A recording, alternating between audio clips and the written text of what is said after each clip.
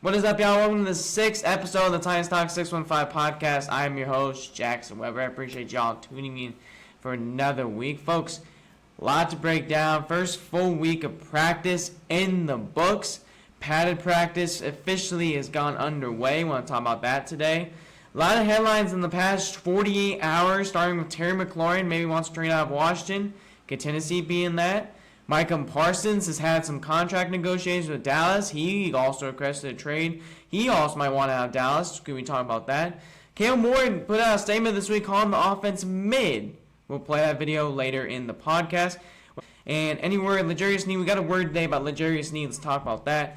And did the Titans finally find their number 2 linebacker to play along Cody Barton, who's really taking a big step in camp? That's going to be the end of the episode. Welcome in. Hope you guys are having a blessed week. Hope you guys really enjoyed the first week of camp. I really enjoyed it. I was there all of last week. I was there on Tuesday this week. The vibes were great around the locker room. Guys were great guys to be around. Treylon Downport, Jim Wyatt, Buck Rising. Everyone was around.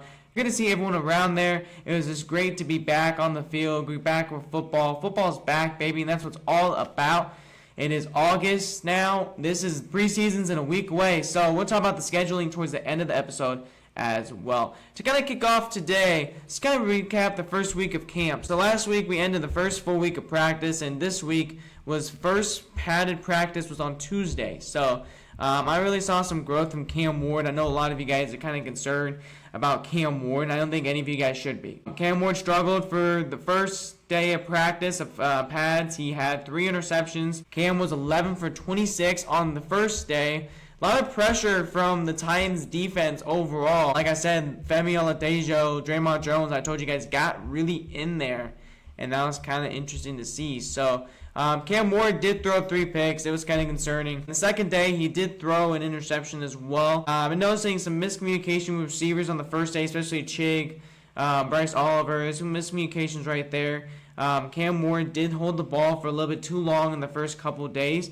But again, this is a rookie who we're going to see expectations from get better and better every week. We're going to see great things happen to Cam Ward. And I don't want you guys to think, it's going to be the next Jane Daniels, week number 1, boom, he's going to throw for 300 yards. It's going to be a shaky season where it's going to take things one step at a time. And I think that's another thing with practice right now. You need to take one step at a time.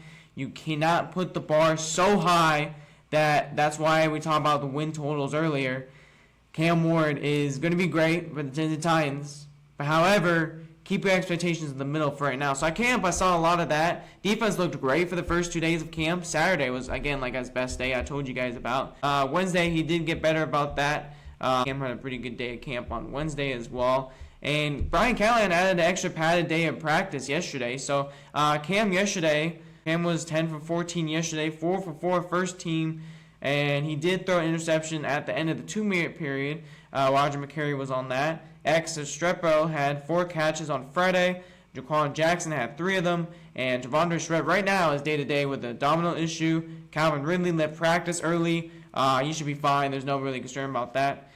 Today, Cam Ward was 16 for 21 on team periods, 21 for 29 on the day. That is improvement. I'm telling you guys, that's huge. That is freaking huge. We're seeing 11-26 on Tuesday. We're seeing from 21 to 29 on Saturday. That's a lot of progress right there, y'all, and I'm so impressed by that. I love that. And Eric Amador keeps, again, great camp. This guy has had one heck of a camp. He's out there, it feels like, almost every single play. So Eric Amador has been really great for camp so far. So that's guys want to kick off with camp, how I've been seeing, and there's a lot more to do it. Treylon Burks, last time we talked about, got placed on IR and now he's waived. So at the moment, Treylon Burks still technically on the team, but right now he has been placed on IR, and when he's healthy enough, the Titans will release him when he's ready to return. So the biggest 2 pieces in the NFL could be on the move. Terry Mclaurin from Washington and Micah Parsons from the Dallas Cowboys could be on the move. Holy smokes. I'm going to be honest with y'all. I'm all in for Micah Parsons. I'm all in. And I know that's crazy to say it. And I'm going to give you guys a reason just a little bit. But let's start off with Terry McLaurin. Let's get to Micah. Terry McLaurin's a receiver who's been waiting for a quarterback for so long, and he finally gets it. and now Washington's not paying him. So it's the business. I think Terry's going to get paid Washington. I don't think he's leaving Washington. I just don't see it. So I don't really think that he's just going to leave all of a sudden right there. I just don't think it's going to happen. So I think Terry McLaurin's going to stay. Will I go after him as a Titans fan right now? I would love it. Don't get me wrong. I would love Terry McLaurin as a Titans fan. I would just love to bring him in. At the moment, I don't think so. I really don't think Tennessee Titans should go after that right now. I really like our receiver room where it kind of is right now. That's just my opinion, though. Let me know what y'all think. But I don't think Titans should go after Terry McLaurin before the start of the regular season. Alright, let's play this clip. I want to talk about Micah Parsons. I know a lot of you guys are like, is he really Micah Parsons and the Tennessee Titans? Yes. Let's just play this clip from around, I believe this is around maybe January, February, I'm not 100% sure, when Micah Parsons was talking about quarterback Cam Ward. Then, I want to give my flowers to Cam Ward. I seen back-to-back weeks where his poise, his determination, his relentless attitude of teammates and expecting more. Mind you, I've never met Cam Ward a day in my life. But from what I seen on the football field, when you talk about a quarterback who I would want my team, it would be Cam Ward. All right, that clip was kind of wild. Micah Parsons saying that Cam Ward, he wants him as his quarterback. There are reasons why the Tennessee Titans should trade for Micah Parsons, but first of all, before I say anything, I think this whole thing is just ridiculous. With Micah Parsons in Dallas, I think Jerry Jones has just got to go. I'm personally an Angels fan. You guys know it. Jerry Jones is like Artie Moreno of baseball. Besides not making the playoffs. It's so true. Jerry Jones is ridiculous for not paying your best franchise player in a matter of years. I mean, this has been your best defender since when? When was the last time Dallas had a great defender like Micah Parsons? This is easily the best player in your franchise in the last 10 or 15 years. So then again, my point, just get the contract done. If he's not going to get traded to Tennessee, don't wait. Get that contract done now. And it's ridiculous how he tried to hide. He closed the door on his agent. He's like, hey, we're just going to do this with me and you. That doesn't always work, Jerry. Okay? And once Micah, told his agent about it, he's like, hey, we're going to get this deal done. Micah's agent's like, no, I agree. No, don't do that. Don't do that. No one, it's communication. Only two guys, barely one guy's on the table, Jerry Jones. Micah's 50-50. His agent's not even on the table. So then again, that's just a total BS situation. And now you have your best player who does not want to be in your organization anymore, who says, screw Dallas. He wants to leave Dallas. He's been a huge Dallas fan for years, and I'm saying just forget it. That's insane to me. Wow. All right, that's a lot, and that's all on Jerry Jones. And Dallas Cowboys fans, I'm sorry for you and just Dallas sports in general. This could be Luka Doncic all over again. So then again, my theory is why the Tennessee Titans should trade for Micah Parsons. Number one, Jeffrey Simmons on the defense. Micah wants to play with the stud. Jeffrey Simmons is right there. Those two forces, Devondre Sweat, on that line alone, hello? That's one of the biggest and most underrated D-lines in the NFL. Obviously, yeah, we're going to have to give up a lot. But just to have him and Big Jeff on the same line is going to be freaking disgusting. Because you can only double team one person. Micah's going to get free. It also opens up for guys, Femi Oladejo, for example, Draymond Jones, those guys also going to get right in there as well. So those guys also going to get free. And it's going to benefit the whole defense. Number two, he's a player the Tennessee Titans have been missing for so long. I cannot explain how much Harold Landry does not compare to Micah Parsons. These guys are totally different. I totally feel bad for Harold Landry and his whole situation with his torn ACL. But now you're changing, and if you get this big piece on defense, this can change the Tennessee Titans going forward. Because you guys are going to change the contenders now. Because if you bring Micah on that defense is really going to be contending defense now. Now it's just up to the offense. That would be absolutely deadly. And number three, if you want fans to be excited, if you want fans in the new stadium, you're going to have to invest. You're going to have to spend money. You're going to have to go out there and get stars. And Micah Parsons would be that guy to bring fans into the new stadium, current stadium today. Micah Parsons is going to be the game changer of Nashville, Tennessee, and the Tennessee Titans. He's also great leadership, great community guy. I seriously think this trade, it just seems so perfect right now. I know it doesn't seem like it. I would absolutely do it for a 2026 first, a 2027 third, a 2027 second, and Arden Key going back to the Dallas Cowboys for Micah Parsons. Or if you do not want to give up those two 2027s, maybe give 2028 first instead of 2027 second, which will probably happen. So, a lot to consider here, but I definitely think the Titans should definitely call Dallas and definitely keep an eye on Micah Parsons. So, I want Micah Parsons to be a Tennessee Titan. Let me know what you guys think. Alright, so we got to talk about earlier in the episode with Cam Ward calling the offense mid. Cam Ward, he called his performance mid. So, earlier in the week, Jim Wyatt caught up with Cam Ward, asking him about the offense. This thing we're very mid right now, from my position to up front to the receiver's position. But at the end of the day, it all starts with me. I just don't think we're at where we need to be. But we got a little bit of time. So every day we get better as a whole. We're a young team, but that's no excuse. At the end of the day, we got to come with the right mindset every day. Alright, Cam Ward calling the offense mid. Let's talk about that. I know it's been a long episode, so I appreciate y'all hanging with me here. It's a lot. Cam Ward, so basically, he's setting the expectations high on himself because the offense has not been looking great. He says the front offense, the line has not looked great. Receivers, himself, and he's talking about just work and discipline every single day. And I love that about a quarterback.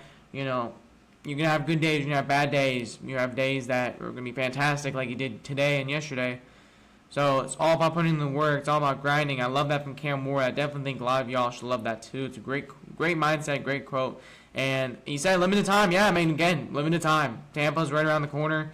Titans do joint practices with Tampa coming up this week. It's crazy how much fast the Tennessee Titans don't have very much time here. So I like that quote from Cam Ward. Alright, I know a lot of y'all are asking me for a L'Jarius Sneed update, and I do have one for you today. So Terry McCormick said today, early target date return for L'Jarius Sneed and Lloyd Cushenberry will be from Atlanta practice, though they won't see work drills. They probably won't see work drills versus the Falcons in the joint. Okay, well, so that's going to be the earliest we can hear from any of those guys. They're working out on the side. Wyatt put it out, they keep working in practice, but they're still on the PUP list, which they cannot work out yet. So it's going to be a while before anything happens with Lloyd Cushenberry and L'Jarius Sneed. Like, we're getting down the wire, and we have no idea what's going on. The cornerback number one, Denard Wilson, did talk about today that he will be the starter 100%, no questions asked, when L'Jarius Sneed is back. So Denard Wilson did say about that. He says he's doing his rehab. He's in meetings. He's in walkthroughs. So he's a starter when he's back, when he gets back from the injury list. So whenever that is, we'll be ready for L'Jarius Sneed. All right, so let's talk about the last segment before the podcast ends. It was a really good episode. Again, I appreciate you guys listening through. It was through a lot today. Folks, a lot to explain, a lot to talk about. We do want to talk about the podcast at the end of the episode. So what we're going to do right now is talk about the linebacker room. Did the Titans get their linebacker number 2 spot? And, it looks like it's pretty locked up. And it looks like that guy's going to be James Williams Sr., who will be linebacker number 2. He's transitioned from safety. Now he's a linebacker number 2. We got to see how James does without Cody on the field. James Williams looked one of the best guys so far on defense at camp this year. James Williams looks great in the pocket. He's been reading the quarterback really, really well. He's been great in the run. And he intercepted Cam Ward already once in this cycle of training camp, and he already did a couple times in the spring as well. He intercepted one with him at Nissan Stadium. So James Williams, the senior, is looking very promising so far. This is a guy who the Tennessee Titans are really counting on this year to be a linebacker number 2, and I think he's going to make a big impact for the Titans this year, both not even just as a leader, but I think just on defense, especially at the linebacker number 2, which we needed. So I'm very excited for James Williams this year. He's been really looking great so far. Coach just says he looks great. Denard Wilson gave him props. Brian Callahan's giving him props. So I think he's going to win the linebacker number 2 spot. All right, y'all. So that's the end of the episode. Appreciate y'all tuning in today. Before we go, folks, what we're going to do for the podcast, since preseason officially kickoff is on August 9th this week. So what we're going to do, I'm not going to be here for preseason games. There is a chance. Minnesota, I'm going to that one. I'm planning something for that one. I'm trying to work on it right now. I'm going to try to plan something for you guys on that. For right now, I'm not going on the road for those preseason games, so I'll be here in Nashville. We are not going to do something before because these games get late. And it'll be very, very late. Time I get home will probably be like, if I put up a podcast, be like 10:30. And it's going to be late. So what we're going to do is we're going to keep the same schedule. We're going to keep this next week. We're going to have a podcast. Next time we'll talk after the Buccaneers game. After the first game, we'll talk about that, break everything down, break down the practices this week as well. The one on Wednesday, the last one against with the Titans, is both teams, both offense, defense, and then they have to go to Tampa for joint practices, and then the preseason game starts.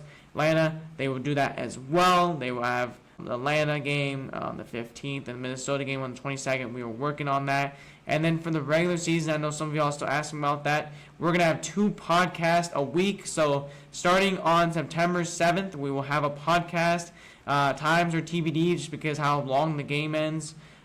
We will have a podcast hopefully on Sunday, September 7th at 6 p.m. That's hopefully the time I'm kind of aiming for. Around 6 to 7 p.m. on that day, we will have a game podcast out. There is a good chance I might be going live on that day too, against the Broncos on the road. So a lot coming up in the next couple months. Definitely stay tuned for that. Definitely, if I do go live, I'll let you guys definitely give you guys a big heads up.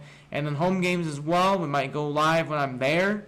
I might do some of that. So we'll kind of see how that goes. I'm going to try to stream the game on here for you guys. If y'all want to come in, if you don't have YouTube TV or just don't have any of that stuff, come on in here and we'll watch the game together. We'll talk about it, break it all down.